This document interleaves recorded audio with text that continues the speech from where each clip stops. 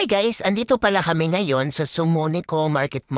Gayayaan kami magkuhumare na mag-me time pag may time. At dito sa Sumunico Market namin naisipang pumunta kasi hindi pa namin natatry ang mga food nila. At katabi lang ito ng Jerry's Grill Market.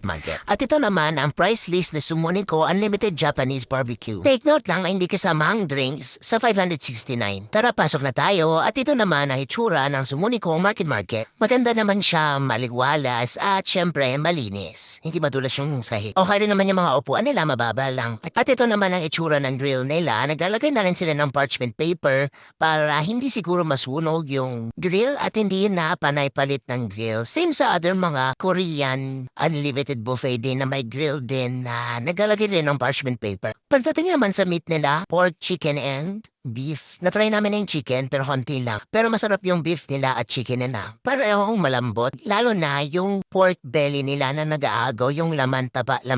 Ano ba yung nagle-layer yung taba tsaka laman ganon? Kaya hindi siya nakakaumay at hindi siya ganon ka-oily. Yes, masarap siya. At syempre nasabi namin masarap kasi first time namin kumain dito. At syempre kung i-compare namin sa ibang unlimited grill buffet na nakainan namin, may mga meat talaga na mahunat, ganon, mahirap buyain. Pero dito wala kaming nakuha na meat na hindi mahirap nguyain. Lahat sila malambot at juicy. Next na balik ko dito, isama ko na yung mga anak ko. So hanggang dito lang ang video ko guys. Thank you for watching. See you on my next vlog. Bye-bye!